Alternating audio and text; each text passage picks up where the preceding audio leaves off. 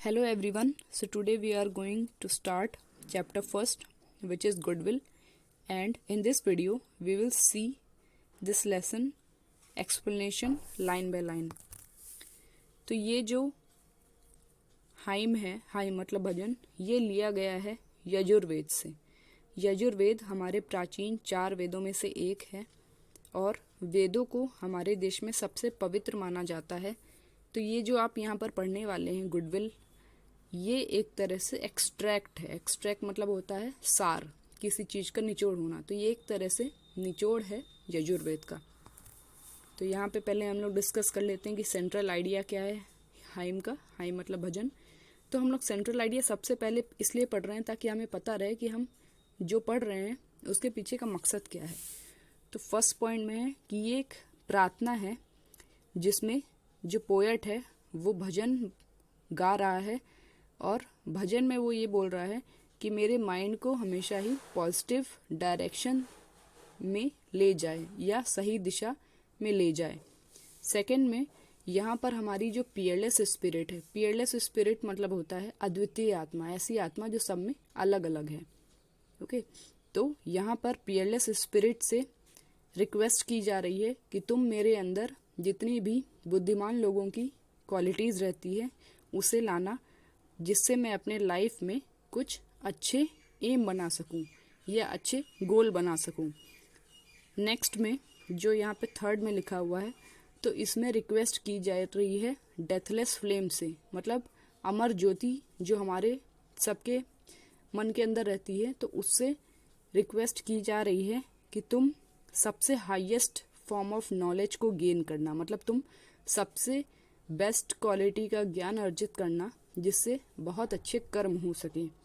Next में जो poet है वो रिक्वेस्ट कर रहा है भगवान से कि मेरे मन में बहुत सारे विचार उठते हैं, बहुत सारे इमोशंस उठते हैं और बहुत सारे थॉट उठते हैं, तो हे भगवान आप उनको सारथी बनकर कंट्रोल करना। जिस तरह से एक अच्छा सारथी बेलगाम घोड़ों को कंट्रोल करता है, उसी तरह आप भी मेरे मन में उठने वाले बेलगाम थॉट्स को और इमोशंस को कंट्रोल करना। अब आ जाते हैं हम लोग फर्स्ट पैराग्राफ में। इसको आप लोग समझने से पहले इसकी मीनिंग्स लिख लीजिए। वाइस मैन मतलब इंटेलिजेंट पीपल या बुद्धिमान लोग। स्किलफुल मतलब किसी चीज़ में बहुत अच्छा होना। रिचुअल मतलब होता है कस्टम। आप लोग इसको ऐसे समझ सकते हैं परंपरा जो सदियों से चली आ रही हो। नेक्स्ट स्टडी, स्टडी मतलब फिक्स या नियमित। नेक्स्ट इज टास्क, टास्क मतलब काम होता है और यहाँ पर इसका मतलब कर्म है। Next is peerless spirit, peerless spirit मतलब होता है अद्वितीय आत्मा, मतलब जो सब में अलग है, यह सबसे यूनिक सोल है। नेक्स्ट इज क्रिएचर, क्रिएचर मतलब होता है प्राणी, प्राणी में सब आ जाते हैं, जैसे पशु पक्षी आ जाते हैं, इंसान आ जाते हैं, जानवर आ जाते हैं। नेक्स्ट इज रिजॉल्व, रिजॉल्व मतलब है प्लेज करना, प्लेज करना मतलब हो सकता है संकल्प करना। तो हम लोग आ जाते हैं यहाँ पे। May that way which wise men skillful in rituals and study in assemblies perform their task, that peerless spirit lies in all creature। तो यहाँ पे जो थर्ड लाइन है उससे हमारी मीनिंग निकलती है कि जो हमारे अद्वितीय आत्मा है, अद्वितीय आत्मा मतलब जो सबसे अलग आत्मा है जो हर एक प्राणी में रहती है, उसी की वजह से जो हमारे बुद्धिमान पुरुष हैं वो हमेशा ही अपने जो रिचुअल्स हैं उसमें नियमित रहते हैं, जो भी कर्म करते हैं उसमें हमेशा नियमित रहते हैं। तो उसी अद्वितीय आत्मा से मैं रिक्वेस्ट करता हूँ कि मेरे माइंड को उसी साइड ले जाए जो उसके लिए सही है। तो यहाँ पे आप लोग फिर से देख लीजिए कि यहाँ पर अद्वितीय आत्मा से बोला जा रहा है कि हे अद्वितीय आत्मा या पीयरलेस स्पिरिट, तुम मेरे माइंड को उसी जगह ले जाओ जो उसके लिए अच्छा है, जैसे कि तुमने वाइस मैन मतलब बुद्धिमान पुरुष को उनके कर्मों में नियमित रखा है। अब हम लोग आ जाते हैं सेकंड पैराग्राफ में। तो यहाँ पर फर्स्ट लिखा है इंटेलेक्ट, इंटेलेक्ट मतलब है इंटेलिजेंस या बुद्धिमत्ता। सेकंड है डेथलेस मतलब अमर या जो कभी नहीं मर सकता। नेक्स्ट यहाँ पर फ्लेम है, तो यहाँ पर मैंने फ्लेम को फ्लेम लिखा है, इसका मतलब होता है लौ या ज्वाला, ज्योति भी आप इसे बोल सकते हैं। तो सेकंड पैराग्राफ में देखिए, May that which is deep knowledge, intellect and memory, that which is the deathless flame in living beings, without which nothing whatever is done। तो इसमें यहाँ पर हम लोग सेकेंड लाइन से इसकी मीनिंग निकालते हैं कि हे अमर ज्योति। यहाँ पर डेथलेस फ्लेम से बोला जा रहा है कि हे अमर ज्योति, तुम वो हो जो कि डीप नॉलेज है। तो यहाँ पर बोला जा रहा है कि अमर ज्योति क्या है? अमर ज्योति डीप नॉलेज है, मतलब गहरा ज्ञान है जो हमारे अंदर है, इंटेलेक्ट है, बुद्धिमत्ता है और मेमोरी है। तो यहाँ पर अमर ज्योति हमारे मन के अंदर क्या है? डीप नॉलेज है, इंटेलेक्ट है और मेमोरी है, जिसके बिना कोई भी कुछ भी नहीं कर सकता। तो मैं उससे प्रार्थना करता हूँ कि मेरे माइंड को वहीं साइड ले जाए जो उसके लिए अच्छा है। तो यहाँ पर आपने देखा कि फर्स्ट पैराग्राफ में किससे प्रार्थना की गई थी? पीयरलेस स्पिरिट से प्रार्थना की गई थी।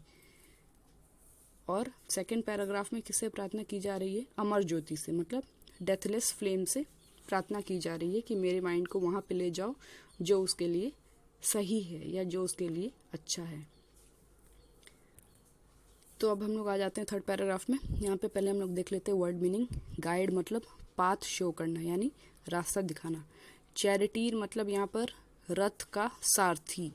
तो आप लोग यहाँ पे लिख लेना, रथ का सारथी। जैसे ये रथ है तो इसमें जो सारथी हैं, इसमें श्री कृष्ण इसमें सारथी हैं, तो इसी तरह से जो रथ को कंट्रोल करता है उसे हम सारथी बोलेंगे। Next is fleet footed. Fleet footed मतलब तेज तेज चलना। यहाँ पर जो घोड़े हैं वो फ्लीट फुटेड है, मतलब वो तेज तेज दौड़ रहे हैं। नेक्स्ट है रेन्स, कंट्रोलर ऑफ चैरिटी। तो यहाँ पर रेन बोला गया है लगाम को। जो भी रथ है, यहाँ पे आप लोग देख सकते हैं घोड़े की जो लगाम है उसे बोला गया है रेन्स। और नेक्स्ट है अबाइड। अबाइड मतलब फॉलो करना। स्विफ्ट मतलब है फास्ट या तेज। तो यहाँ पर हम लोग देख लेते हैं थर्ड पैराग्राफ में किससे प्रार्थना की जा रही है। May that which guides man like a good charioteer who controls fleet-footed horses with the reins, that which abides in the heart most swift and active। तो यहाँ पर भगवान से प्रार्थना की जा रही है। आपने देखा कि फर्स्ट पैराग्राफ में किससे प्रार्थना की जा रही थी? पीयरलेस स्पिरिट से, अद्वितीय आत्मा से। सेकेंड पैराग्राफ में प्रार्थना की जा रही है डेथलेस फ्लेम यानी अमर ज्योति से। और थर्ड पैराग्राफ में भगवान से प्रार्थना की जा रही है।